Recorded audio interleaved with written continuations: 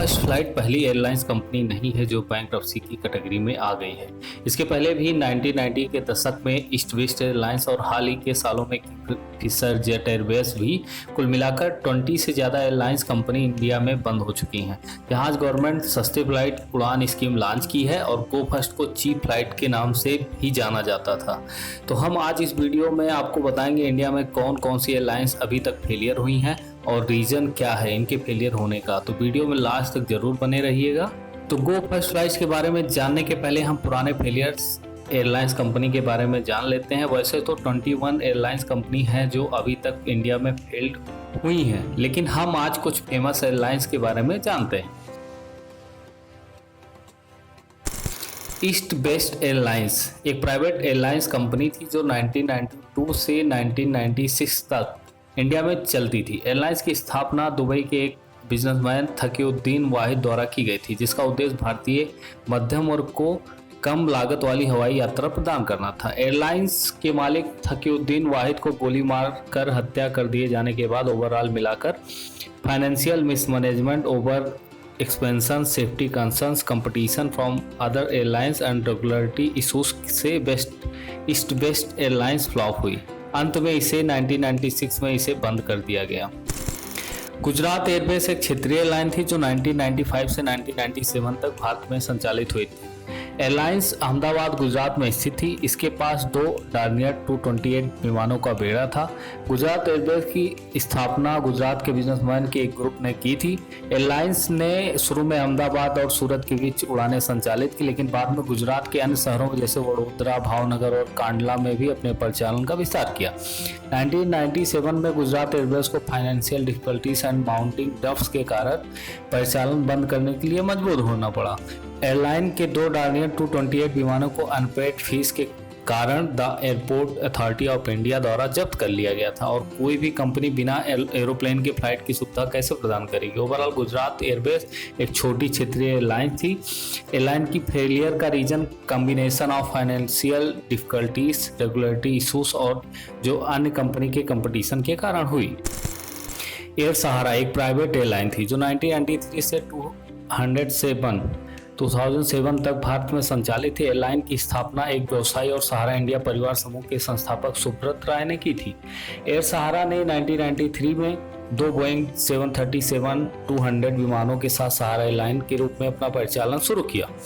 पहले ये कुछ ही जगह के लिए चलती थी, बाद में सहारा एयरलाइन ने अपने नेटवर्क में नए रूट को जोड़ते हुए तेजी से विस्तार किया।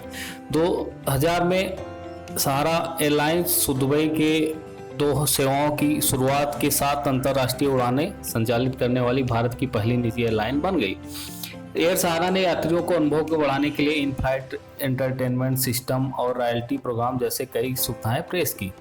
2007 में एयरलाइन को $500 मिलियन सौदे के में जेट एयरवेज भारत की एक अन्य निजी एयरलाइन द्वारा अधिकृत किया गया था। ओवरऑल एयर सहारा एक सफल प्राइवेट एयरलाइन थी जिसने the airport authority of India की ग्रोथ और डेवलपमेंट में अहम भूमिका निभाई थी।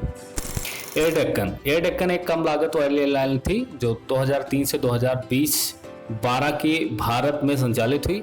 एयरलाइन की स्थापना कैप्टन GR गोपीनाथन एक सेवानिवृत्त सेनाधिकारी ने की थी। एयर डेक्कन ने अपने परिचालन अगस्त 2003 में एकल TR-42 विमान के साथ शुरू किया जो बेंगलोर और हुबली के बीच उड़ानें संचालित करती थी। एयरलाइन ने तेजी से अपने परिचालन का विस्तार किया, अपने बेड़ों में नए विमान जोड़े और पूरे भारत में नए मार्गों पर फ्लाइट सर्विस शुरू की।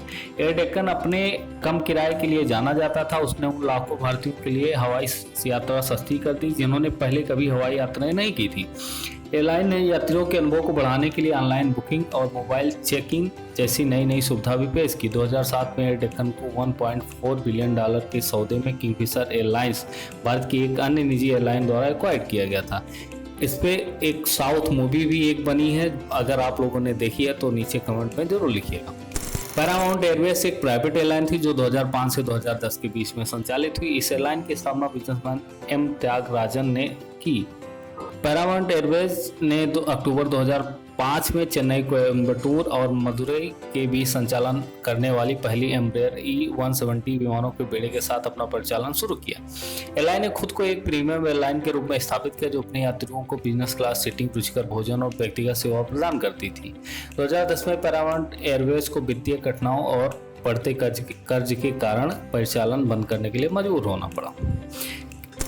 किंगफिशर एयरलाइंस एक प्राइवेट एयरलाइन थी जो 2005 से 2012 तक भारत में संचालित हुई थी।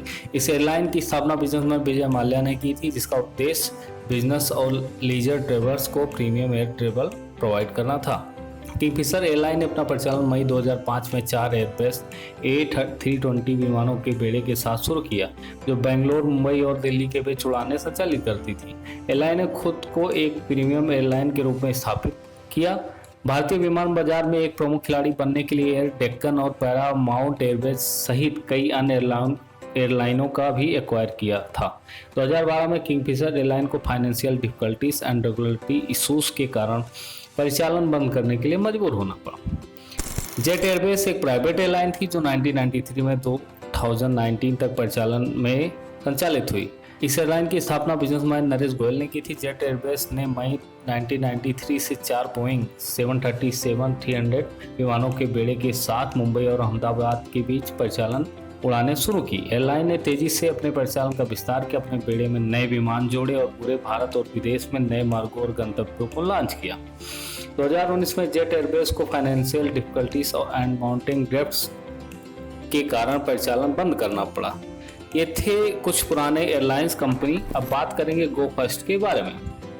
गो फर्स्ट पहले गो एयर के नाम से जाना जाता था, एक कम लागत वाली एयरलाइन है जो भारत में संचालित होती है। एयरलाइन की स्थापना 2005 में जे वाडिया बिजनेसमैन द्वारा की गई थी। इसका उद्देश्य जनता को सस्ती हवाई प्रदान करना था। गो फर्स्ट ने पहले स्पेयर पार्ट्स और इंजन की कमी का कारण बताया, जिसके लिए वो एयरलाइन अमेरिकी इंजन निर्माता P&W पर दोष लगाती। कंपनी के CEO कौशिक खोने ने कहा कि P&W ने खराब इंजन की आपूर्ति की, जिसके चलते कई एरोप्लेन की फ्लाई सर्विस को बंद करना पड़ा। कंपनी के CEO कौशिक खोना ने कहा कि कंपनी ने 28 विमानों को ग्राउंडेड कर दिया है। इसके परिणाम स्वरूप फंड की कमी हो गई है। एयरलाइंस में वर्तमान में लगभग 5000 कर्मचारी काम करते हैं।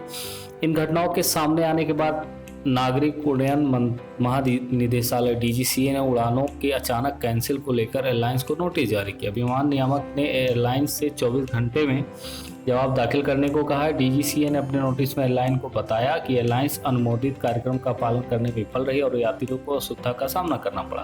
कंपनी ने मंगलवार को यह भी घोषणा की कि उसने नेशनल कंपनी लॉ ट्रिब्यूनल के साथ दिवालियापन की कार्रवाई के लिए दायर किया है।